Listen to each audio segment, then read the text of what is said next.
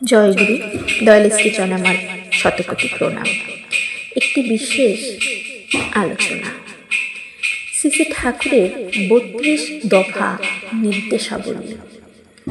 অনেকেই এই বিষয়ে জানা আছে, আবার অনেকেরই কিন্তু অজানা রয়েছে। তাই খুব গুরুত্বপূর্ণ একটি পোস্ট এটা, সবাই একটু মনোযোগ সহকারে শুনবেন। কর্মীদের প্রতি শ্রী শ্রী ঠাকুরের 32 দফা নির্দেশাবলী। এখন সবাই ডিপি ওয়ার্কস করছে, যাজন করছে, তাদের এই নির্দেশাবলীগুলি একটু জানা দরকার। এটা স্বস্তি সেবক গ্রন্থে থেকে নেওয়া, 1423। 1951 যে ঋত্বিক সম্মেলন হয়েছিল, সেখানে ঠাকুর এই 32 দফার নির্দেশাবলীটি দিয়েছিলেন। তাহলে শুরু করছি। 1. যাজক অধৈর্য ও প্রত্যেকটি সৎসঙ্গীকে এমনভাবে উদ্বর্ধিত করতে হবে যাতে তারা যাজন মুখর ও আচরণ পরায়ণ হয়। 2. সৎসঙ্গীদের এমনভাবে ভাবিত করতে হবে যাতে প্রত্যেকেই পরিবেশের সহায়ক হয়ে ওঠে সর্বপ্রকারে তার সামর্থ্য মতো, আর সংহতি ও সহযোগিতা যেন অচ্যুত ও সুদৃঢ় হয়। 3. ঋত্বিক অধিবেশনে যত বেশি সংখ্যক জমায়েত করতে পারো করবে। ওই সমাবেশে এমন সংহতি আসবে যে তার প্রতিক্রিয়ায় বহু বহু লোক ওই সংহতি সহযোগিতায় প্রবুদ্ধ ও আত্ম উন্নয়নে কৃষ্টি তৎপর হয়ে উঠবে। 4. প্রত্যেক গায়ে গায়ে মানে গ্রামে গ্রামে বিশিষ্ট সৎসঙ্গীদের এমন দায়িত্ব দিতে হবে যাতে ইষ্টভীতি ভঙ্গ করলে বা ভঙ্গকারীগণের তালিকা গেলে তারা অনুসরণ করে তাদের যজন যজন ইষ্টভীতি পরায়ণ করে তোলে, যেটা এখন ডিপি ওয়ার্কসের কাজ চলছে আমাদের। 5. প্রত্যেকটি সৎসঙ্গী যাতে যাজক হয়ে ওঠে তাই করতে হবে। ঋত্বিকদের যোগ্যতর হয়ে উঠতে হবে, তারা সকলকে উদ্বুদ্ধ করে নেবে ওইভাবে। 6. প্রত্যেক ঋত্বিকের সহকারী সৃষ্টি করা চাই যাতে সে সরে এলেও কাজের কোনো ক্ষতি না হয়, এমনভাবে সাজিয়ে নিয়ে করে তুললে দেরি লাগে না।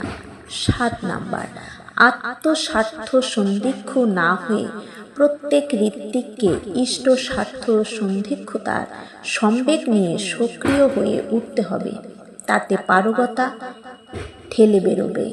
যারা অসচ্ছল রয়েছে তারা স্বাভাবিকভাবে সচ্ছল হয়ে উঠবে। 8 নম্বর, ঋত্বিকদের হতে হবে ইষ্টকেন্দ্রিক, নইলে তারা বিচ্ছিন্ন হবেই। পরার্থপর না হলে দারিদ্র ব্যাধিযুক্ত হবেই, স্বার্থপরতা ন্যাংরা হবেই। 9. অসুবিধার জায়গায় সুবিধা সৃষ্টি করাই ঋত্বিকদের প্রথম কাজ।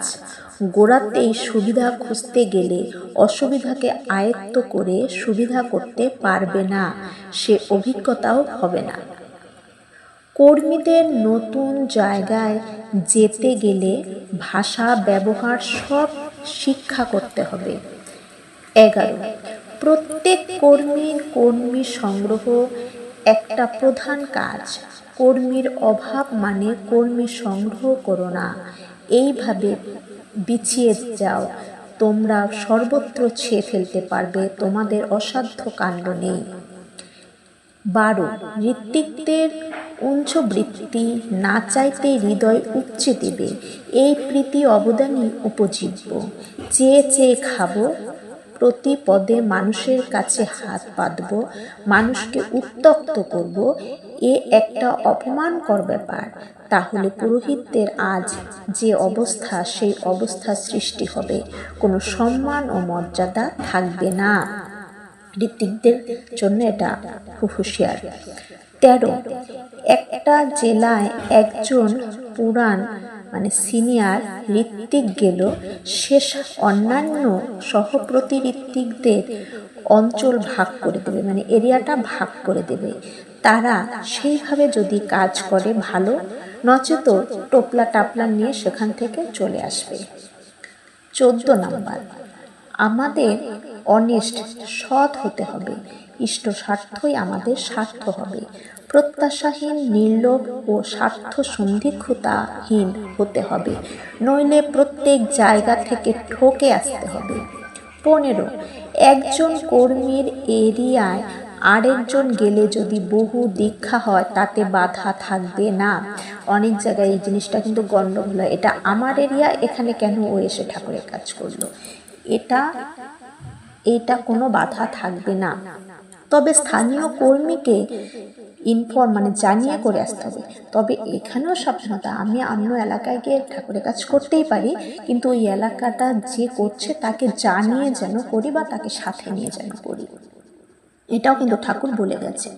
একজন ঋত্বিক এক ফিল্ডে আছে হয়ে যাবার দরুন মানুষের হয়তো তার মধ্যে তত নতুনত্ব পায় না, সে রেসিস্ট্যান্ট হয়ে ওঠে। আরেকজন গেলে হয়তো নিউ লাইট পেল, আরও দীক্ষা হলো, তাতে অন্তরায় কমে যায়। 16, ঋত্বিকের অপ্রতিষ্ঠা করলে সংহতিকেই নষ্ট করা যায়, তাই সাধারণের কাছে ঋত্বিককে ট্যাক্টফুলি ডিফেন্ড ও আপহোল্ড করাই লাগবে। 17, এই কয়েকটি পয়েন্ট, 17তে ঠাকুর কি বললেন, এই যে 16টা পয়েন্ট, এই কয়েকটি পয়েন্ট, ক, ঋত্বিক যেখানেই যাক তার নিষ্ঠা, নীরবতা, তপপ্রয়াস ও সদ্ব্যবহার সকলের ভিতর সঞ্চারিত হয়ে ওঠে এমনতর চলনে চলবে। খ, কেউ যদি কিছু দিতে চায়, দিয়ে যদি তৃপ্তি পায়, কষ্টবোধ না করে, না নিলে যদি অসন্তুষ্ট হয়, সেক্ষেত্রে শুধু নেওয়া চলে। গ, রাহা খরচ কখনো কারো কাছ থেকে যেন লাম্পসাম নেওয়া না হয়। 25 জনের কাছ থেকে 2 পয়সা বা 1 সিকি করে নিল হয়তো, দীক্ষা দিয়ে দক্ষিণাদি যদি থাকে তাই দিয়ে চলতে পারলে তো কথাই নাই। ঘ, সকলের ওপর ইষ্টার্থপরতা ফার্স্ট অ্যান্ড ফরমোস্ট থিং হবে, নচেত প্রবৃত্তিগুলি প্রমিনেন্ট হয়ে উঠবে, চোর ধাপ্পা সৃষ্টি করে তুলবে। এই ছোট্ট কটা কথা এতটুকু করলে তার ঠেলাই অস্থির। 18 নম্বরে কি, যে কর্মী স্বীয় পরিবারের কথা বলে বেড়ায়, যা পায় তাই চলে না, এইভাবে বলে মানুষের করুণা উদ্বেগ করতে চেষ্টা করে, সে শয়তানের ঋত্বিক, সৎসঙ্গের নয়। বলতে হয়, আমরা লোক অনুগ্রহভুক্ত, তোমাদের ওপর দিয়েই চলে, ধন্যবাদ দেই যে তোমরা এই অবস্থার মধ্য দিয়ে এমনভাবে আমাদের চালাচ্ছ। তোমাদের দিয়েই আমরা, তোমাদের যাতে ভালো হয় সেই আমাদের স্বার্থ, সেই আমাদের চেষ্টা। প্রার্থনা, নাম ধ্যান করি, ওই প্রার্থনাই করি তার কাছে তোমরা বেঁচে থাকো, বৃদ্ধি পাও, সুদীর্ঘজীবী হও। তোমরা 6 লাভ হয়ে দাও, তা ঠিক নয়, তাতে আমরাও নিকেশ হয়ে যাব, তা চাই না। তোমরা সচ্ছল, উজ্জ্বল, যোগ্যতর হয়ে ওঠো, তবেই সুখ। 19, স্বাস্থ্য, ব্যবসায়, কৃষিকার্য, চাকরি বাকরি এসব সম্বন্ধে ছোটোখাটো গোটা কয়েক তুক দিয়ে দিতে হবে, যার উপর দাঁড়িয়ে অনিবার্যভাবে কৃতকার্য হতে পারে প্রত্যেকে। 20, মানুষকে যদি ট্রেন না করে তুলি কিছুই হবে না। কৃষ্টি বান্ধব শ্রীমন্দির কলোনি ইষ্টাইনি চাই কই, গ্রাউন্ড হচ্ছে ওই যজন যাজন ইষ্টভীতি। 21, দীক্ষাপত্র প্রত্যেক ঋত্বিক যেমন ইন্ডিপেন্ডেন্টলি পাঠাচ্ছে তেমনই পাঠাবে। 22, প্রত্যেক ঋত্বিকের অবলেট রেজিস্ট্রার থাকা দরকার। 23, অসৎ বিরোধী হয়েও প্রত্যেকেরই যথাবিহিত অদ্রোহ বুদ্ধি সম্পন্ন থাকতে হবে। 24, কি হলে কি হতে পারে, কি কথা গড়িয়ে কোথায় কি রূপ নেয়, আপদ বিপদ কখন কি হতে পারে সব বুঝে বিচক্ষণ কুশল কৌশলী হয়ে চলা চায়। 25, যারা নিজেদের আচার বিচার ঠিক করতে পারে নাই, মর্যাদাশীল চরিত্র যাদের নাই, তাদের বাইরে কাজ করতে যাওয়া ভালো নয়। অমনভাবে মানুষকে স্পয়েল করে লাভ কি, মিনিমাম চরিত্রটুকু থাকাই চাই।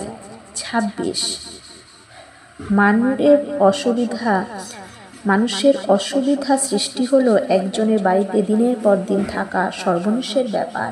খুব সশ্রদ্ধ আগ্রহশীল হলেও 3 দিনের বেশি এক জায়গায় থাকা ভালো নয়। অর্থাৎ অবস্থাবোধে যথাসম্ভব কম দিন থেকে পারা যায় সেই ভালো। জায়গা মতো একবেলা থেকে তার আগ্রহ থাকতে থাকতে অন্য বাড়িতে গিয়ে ওঠা ভালো। 27, কোনো নতুন জায়গায় গেলে সেখানকার বিশিষ্ট লোকের বাড়িতে ওঠা ভালো। প্রধান ও প্রবীণদের আওতায় যত থাকা যায় ততই ভালো। 28, পিচ টান হলে স্বার্থ সন্ধিক্ষুতা আসে, তার সমাধান করে বাইরে যেতে চায়, তাই অনেকে অধিবেশনের পর অযথা দেরি করে ও ভালো নয়। 29, কখনো কারো কাছ থেকে কর্মীদের ধার করা উচিত নয়। দিলে কারো কষ্ট বা ক্ষোভ আসতে পারে, এমনতর বিবেচনা করলে তার কাছ থেকে কিছু নেওয়া উচিত নয়। 30, ইষ্টার্থ সন্ধিক্ষুতার অপলাভ হয়েছে বুঝলে তখনই প্রায়শ্চিত্ত করা ভালো। ছোট অফেন্সে শিশু প্রায়শ্চিত্ত, আর বড় হলে পুরোপুরি। তার আর সেই সঙ্গে তপশ্চরণ চাই আত্মশুদ্ধির জন্য, দণ্ড নিতে হয় স্বেচ্ছায়। 31, পয়সা জুটলে ত্রৈমাসিক পত্রিকা একটা বের করবে, প্রত্যেক ঋত্বিক তাতে কন্ট্রিবিউট করবে। 32, মিনিমাম জিস্ট এইটুকুই, এরপরে যত পারো করবে। এই যে কর্মীদের জন্য 32 দফার নির্দেশাবলী শ্রী ঠাকুর দিয়েছেন, এটা যেন আমরা সকল কর্মীরাই পালন করতে পারি। জয় গুরু।